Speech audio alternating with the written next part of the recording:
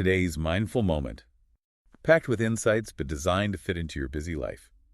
One deep dive at a time. Think you understand the Islamic world. Think again. It's way more diverse and complex than those quick headlines would have you believe. We're talking about a house with many rooms, not just one single story. That's right. It's easy to fall into that trap to oversimplify things, but the reality is it's far more nuanced. And that's exactly what we're diving into today with Ed Husain's book, The House of Islam, a global history, Islamic history, culture, the challenges the community faces today. We're going beyond the surface. We're going to uncover those layers that often get missed. It's a journey, really. London to Damascus, the rise and fall of empires, right down to the stories of individuals, those intimate stories of grappling with faith in a modern world. Speaking of individuals, Hussein himself, he had an incredible journey. Born in London to Muslim migrants, and get this, as a teenager, he actually got involved in radicalism. But then, later, completely different path, deep dive into traditional Islamic scholarship in Damascus. Talk about a unique perspective. That contrast, his experiences in London and Damascus, it's striking. In a dictatorship, he finds freedom to study, yet encounters suspicion, limits to his education. It really underscores the complexity, doesn't it, of the Islamic world. And it's fascinating. He shares this anecdote. It's about an American billionaire, best intentions, right? Installs clean water pumps in a village. Seems like a straightforward solution, you'd think. Clean water, problem solved, you'd think. But here's the thing. The villagers continued to fetch water from the river, completely ignoring these new pumps. Why do you think that was? It seems counterintuitive, no. Exactly. Turns out it wasn't about the pumps themselves. It was the social dynamics, the village. Yeah. Fetching water from the river, communal activity, especially for the women. It was their time to connect, socialize. Those pumps. Convenient, yeah, but disrupted a tradition. Powerful reminder that understanding the cultural context, those unwritten rules, traditions, absolutely crucial. Solutions that seem so obvious on the surface, well, they can completely miss the mark if you don't account for those deeper cultural currents, And this brings us to a pivotal point, a real turning point in Islamic history. The rise and fall of Muslim confidence. Hussein, he points to Napoleon's invasion of Egypt as that major turning point. It exposed vulnerabilities. Many hadn't recognized them before. And this sparked a century of decline. A loss of confidence really reverberated throughout the Islamic world. Imagine witnessing the once mighty Mughal Empire crumble under British rule. That emotional impact, that sense of humiliation must have been immense. Contributed to a feeling widespread, I'd say. This feeling that the Islamic world was losing its place on the global stage. Something that, still resonates today. Then there's the abolition of the caliphate. Not just a political event. This was a spiritual earthquake. A void, a sense of lost unity and authority. This is a point often missed, I think, in the, mainstream discussions. We focus on the political consequences, but the spiritual, the emotional impact, equally profound, like losing, a central pillar, holding everything together. So we've got this backdrop of declining confidence, but within Islam itself, this incredible diversity, a spectrum of expressions that goes way beyond that monolithic image we often see. Absolutely. Hussein, he contrasts the mystical and tolerant approach of Sufism with the rigid literalism of Salafism, really highlights just how different those two faces of Islam truly are. And speaking of Sufism, Rumi, Omar Khayyam, and their poetry, it beautifully captures the spiritual heart of Islam. It reminds us, there's that deep well of spirituality that goes beyond, transcends those strict doctrines. It's a reminder, yeah. Islam, it's more than just rules and regulations. This profound connection runs through its heart, a connection to the divine. So easy to get caught up in the stereotypes, isn't it? But Hussein reminds us of that long history, Jewish-Muslim coexistence. Remember Maimonides, renowned Jewish scholar. He found refuge in Fez. And then, when Jews were expelled from Spain, who welcomed them with open arms? The Ottoman Sultan. It's a counterpoint, a historical one, to that narrative of perpetual conflict. The potential is there for tolerance, understanding, often overlooked, though. Now, let's face it, the Islamic world, it's grappling with some serious challenges in the modern era. Hussein, he doesn't shy away from those tough conversations. Rigid interpretations of Scripture, devoid of context interpretation, can lead to intolerance, violence, citing groups like ISIS as a prime example. It's sobering, a sobering reminder that literalism, taken to extremes, can have devastating consequences. And this ties into that whole debate on Sharia law, often portrayed as this harsh, inflexible system. But Hussein, he emphasizes the complexity, right, highlights different approaches to its application. You have those who advocate for strict enforcement. And then others, they emphasize that principle of maqasid, focusing on the higher aims of Islamic law: justice, compassion, preservation of life. It's like, I don't know, navigating a complex maze. Mhm. This reminds me of this YouTube channel I've been watching. It's called Mindful Moments. They use AI to analyze audiobooks, extract those, nuggets of wisdom. That they'd have a fascinating take on the House of Islam. That's a great idea. Could add a whole new dimension to our understanding. So we've talked about challenges, but what about Arab dignity? Mhm. Husain digs into this concept of thymos, that deep-seated need for recognition, respect. He argues that loss of dignity, that feeling of being marginalized, disrespected, it's fueled resentment, that desire for recognition. And it's closely linked to the Arab Spring, of course, Hmm. which was fueled by those aspirations for a more just, equitable society. But it's not just about men. Hussein also highlights the contributions of Muslim women. Throughout Islamic history, really, challenges that narrative of oppression. Mentions figures like Khadija, the Prophet's first wife, Princess Duru-Shavar, Ottoman princess, championed women's education. A reminder that the story of Muslim women, well, it's far more complex and nuanced than how it's often portrayed. Exactly. It's about reclaiming those narratives, recognizing their agency, their contributions throughout history. And this leads us to the final section of our deep dive, navigating the future.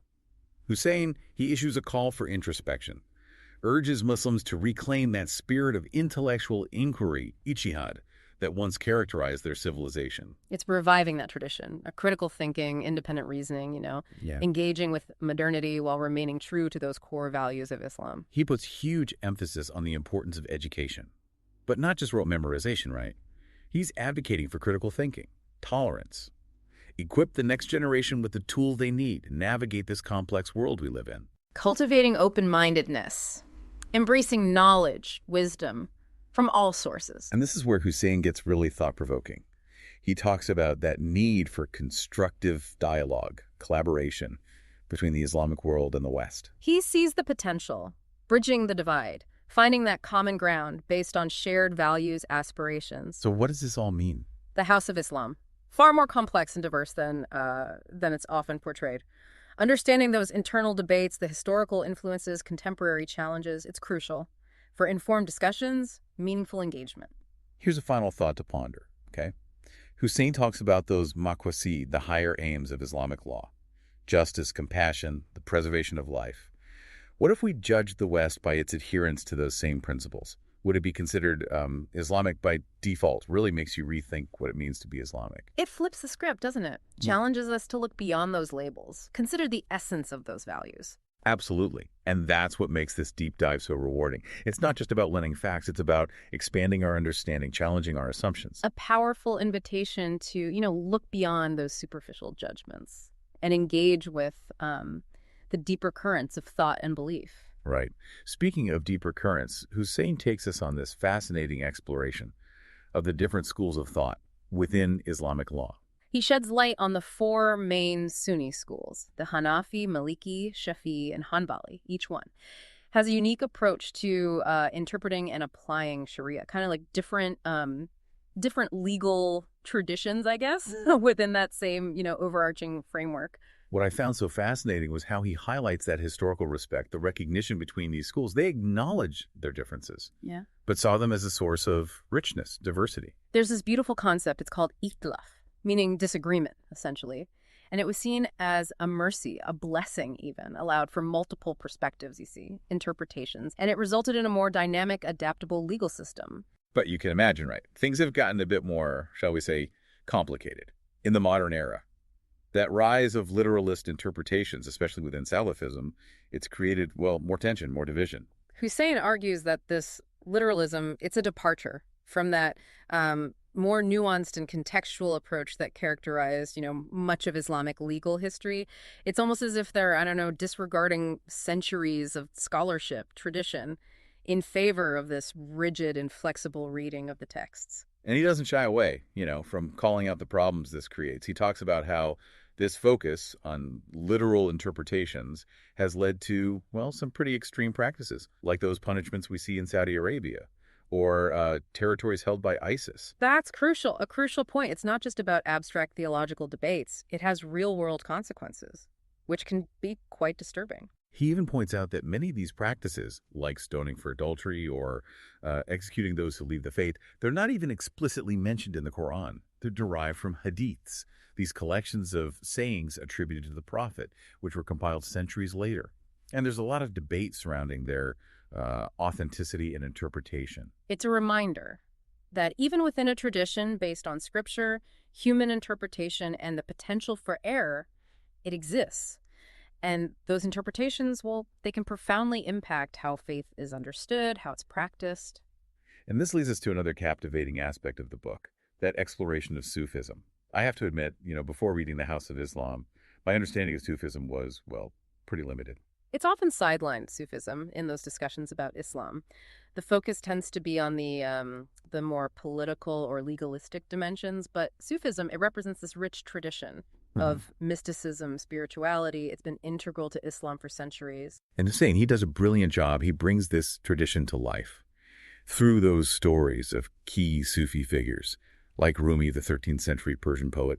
His words, they still resonate deeply with people all around the world. Rumi's poetry, it's so powerful because it speaks to that, universal yearning for connection with the divine. It transcends religious boundaries, touches something deep within the human spirit.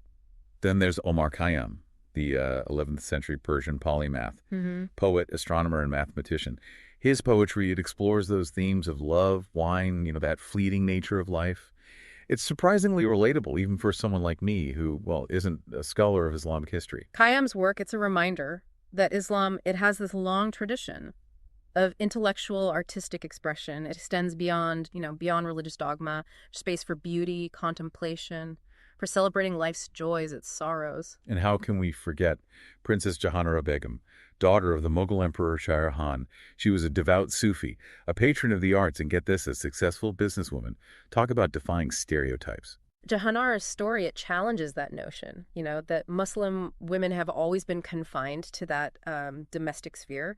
She was powerful, a powerful figure in her own right, wielding influence in both religious and secular matters. Her story also highlights, the tension between mysticism and literalism within Islam. Her brother, Aurangzeb, he was much more rigid, orthodox ruler. And during his reign, well, the influence of Sufism waned. It's like those two siblings. They represent two different paths within Islam. Jahanara, she embodied that tolerant and inclusive spirit of Sufism, while Aurangzeb, well, he represented a more austere and legalistic approach. It's a reminder, isn't it, that these tensions have always been there, present throughout Islamic history, and they continue to shape the Islamic world today. And that brings us to one of the most pressing issues facing the Islamic world today, the rise of extremism. Husain, he doesn't shy away from this difficult topic. He dedicates a whole chapter to explaining the ideology of Salafi jihadism. To be honest, it's a bit unsettling to read, to get into that mindset of these groups, their worldview, their justifications for violence. It's like, I don't know, peering into a dark and disturbing corner of human nature. But it's crucial, though, to understand this ideology if we want to address the problem effectively. Husain argues that this extremism is relatively recent, a phenomenon, a deviation from the mainstream of Islamic thought and practice. He points out how they misuse concepts like jihad, which in Islamic tradition has a much broader meaning than just, holy war. Exactly. Jihad can refer to any struggle, internal or external. It can be about, striving for self-improvement, fighting against injustice, defending one's faith. It's not about indiscriminate violence against innocent people. And Husain, he also emphasizes the role of takfir in Salafi jihadist ideology.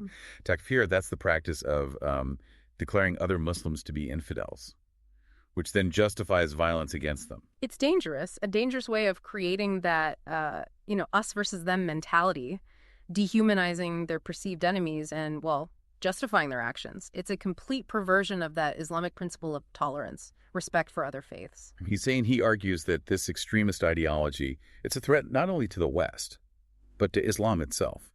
It's like, cancer, eating away at the very soul of the faith. He believes that Muslims, they have a responsibility to confront this extremism head on, to reclaim the true message of Islam, a message of peace, compassion, and justice. And he offers some concrete ideas for how to do that. He talks about, the need for educational reform, promoting critical thinking, and directly challenging extremist ideologies. He also calls for a renewed focus on those principles of Maqasid, emphasizing those higher aims of Islamic law, rather than getting, bogged down in rigid literalist interpretations. It's about reclaiming that intellectual and spiritual richness of Islamic tradition and using it as a powerful, I guess, counter-narrative to hate and violence. And he doesn't just place that burden, on the Islamic world. He addresses the West's role in tackling this challenge. He criticizes Western governments for their short-sighted policies, propping up dictators, contributing to instability in the region. He believes the West needs to engage with the Islamic world in a more, I'd say, meaningful and respectful way, supporting democratic reforms, fostering dialogue, understanding. Yeah, it's one of the things I truly appreciate about Husain's book, I think. He's not afraid to critique both the Islamic world and the West. He challenges everyone to take responsibility and to work together to create a better future. He's a voice of reason and courage, willing to speak truth to power even when it's, uncomfortable. And that's what makes his perspective so valuable, I think, especially in these turbulent times. Absolutely. So we've discussed the challenges of extremism. But Husain, he also dives into another topic that's often misunderstood: the role of women in Islam. He challenges that stereotype, of Muslim women as oppressed, voiceless, highlighting their contributions throughout Islamic history, from Khadija, the Prophet's wife, who was a successful businesswoman, all the way to, contemporary female scholars, activists, those who are challenging those patriarchal interpretations of the faith. He highlights how the Quran, it actually granted women rights that were unheard of in 7th century Arabia. Right. The right to own property, inherit, even initiate divorce. It's a reminder that the Quran itself was, a progressive document for its time. And he argues that many of those restrictions placed upon women that we see today, they stem from, cultural influences rather than religious mandates. He even shares a fascinating example from medieval Spain, when that last Muslim ruler, King Boabdil, surrendered Granada to those Catholic monarchs, Ferdinand and Isabella. He specifically requested guarantees of freedom protection, not only for Muslims, but also for Jews. Powerful example of interfaith tolerance, respect, challenging that narrative of constant conflict between, Islam and the West. Of course, we can't ignore the very real challenges that many Muslim women face in parts of the world today. Husain addresses that rise of conservative interpretations of Islam, particularly in Saudi Arabia, that have led to strict dress codes and limitations on women's freedoms. He's particularly critical of forcing women to wear the hijab, arguing that it's often used as a tool of control, oppression, rather than a genuine expression of faith. And he doesn't shy away from discussing, the issue of honor killings, which are, still tragically prevalent in some Muslim communities. He condemns this practice, of course, as barbaric and utterly un-Islamic. It's a reminder that culture and religion, they can become intertwined in complex and harmful ways. He challenges Muslims to confront those cultural practices head on and to reclaim that true spirit of Islam, which honors the dignity, the worth of all human beings. We've covered a lot of ground here, from the rise and fall of Muslim confidence to those intricacies of Sharia law, for the beauty of Sufism to that dark reality of extremism. It's been quite a journey, and I think it's safe to say that the House of Islam, it's essential reading for anyone who wants to understand the Islamic world in all its, richness and complexity. Totally agree. But hold on, we're not quite finished yet. There's one more fascinating aspect of the book we need to explore: the Muslim understanding of the afterlife. Yes. This is a topic that's often, shrouded in mystery and misconception. It truly is, isn't it? Captivating concept. This idea that our earthly journey, it's just a prelude to something, grander, something more profound. And it's not just an abstract belief. Husain, he explores how that rise of the West, particularly those pivotal events, like the French Revolution, actually had a significant impact, on the Islamic world. The French Revolution, with that emphasis on liberty, fraternity, equality, set shockwaves, really, throughout the world. And those shockwaves, they definitely reached the shores of the Islamic world, influenced Muslim thinkers in profound ways. Husain argues that Napoleon's invasion of Egypt back in 1798 was like, a jarring wake-up call for the Islamic world. It wasn't just about, military conquest.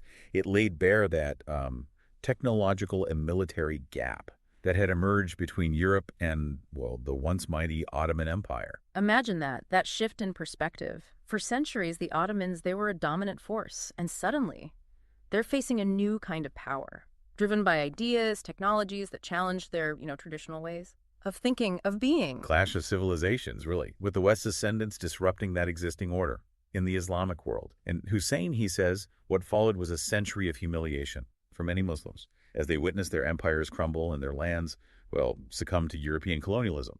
He portrays that decline so vividly. He points to those events like the Greek War of Independence in the 1820s, the Ottoman Empire struggling to maintain its grip as European powers, well, they backed that Greek rebellion. And then there's that brutal crushing of the Indian Rebellion, 1857, marks the end, of the Mughal Empire, the solidification of British rule in India. Stark reminder, isn't it, of that brutal legacy of colonialism, those deep wounds it inflicted on the Islamic world. Husain suggests that this collective experience of loss and humiliation, well, it played a role, a crucial one, in shaping those political ideologies that emerged in the 20th century. Think about it. Arab nationalism. It arises, aiming to unite the Arab world against Western imperialism. And then you have Islamism, reframed that decline of the Islamic world as a spiritual crisis, a straying, from that true path of Islam. Husain, he dives into the origins of influential groups like the Muslim Brotherhood, founded in Egypt, 1928. And it remains, a significant force in Islamic politics, even today. He unpacks the thinking of these key figures, like Sayyid Qutb. He argued that the only path forward for the Muslim world was a return to what he considered, pure Islam, encompassing both belief and governance. But here's where Husain's analysis gets really insightful, I think. He points out that these ideologies, while born out of, genuine concerns, they've often been distorted, manipulated, really, by extremists, those who resort to violence and intolerance. He's unsparing in his critique of groups like Al-Qaeda, ISIS, viewing them as dangerous perversions of authentic Islam.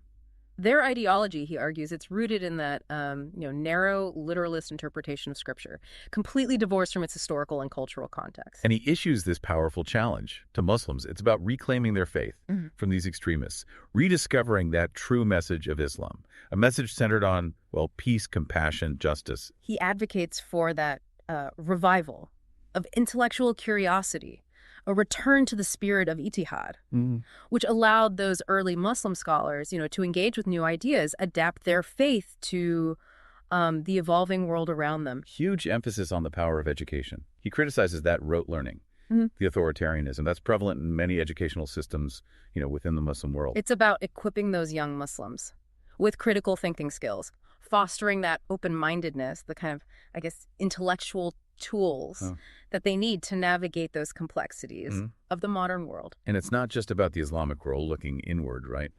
Husain challenges the West, too, to re-examine its policies, its actions towards the Islamic world. He's a strong advocate for ending that support for dictatorships and for non-interference in those internal affairs of Muslim-majority countries. He believes that true stability, true prosperity can only be achieved through genuine democratic reforms and the empowerment of civil society. It goes beyond the realm of politics, though. He emphasizes that vital importance of intercultural dialogue, understanding. He envisions Muslims and non-Muslims engaging with one another in a spirit of, well, mutual respect, recognizing their shared humanity, and collaborating to address those challenges they, collectively face. It's about transcending those artificial barriers that divide us and recognizing that common ground that unites us. After all, we're all, travelers on this journey called life, and we have much to learn from one another. And that, I think, is a perfect note to end on. The House of Islam, as Husain so eloquently portrays it, it's not a monolithic structure, but rather a complex, a diverse tapestry woven from threads of history, culture, and faith. Understanding that complexity is not just an intellectual exercise, it's the foundation upon which we can build those bridges of understanding, leading to, well, a more peaceful, a more just world for everyone. If you're ready to dive deep into this fascinating exploration of Islam, I highly recommend checking out The House of Islam by Ed Husain, a book that, well, it'll stay with you long after you've finished reading it. And if you're looking for other, thought-provoking explorations of different cultures, ideas, make sure to subscribe to The Deep Dive. We've got many more fascinating deep dives waiting for you. And don't forget to share this episode with your friends, your family. You never know what kind of interesting conversations it might spark. And if you're feeling, particularly curious, I recommend checking out the Mindful Moments YouTube channel. Their AI-powered audiobook analyses, they offer another layer of insight. And you might just find your next intellectual adventure waiting for you there. Until next time, keep diving deep, keep learning, and keep those minds open.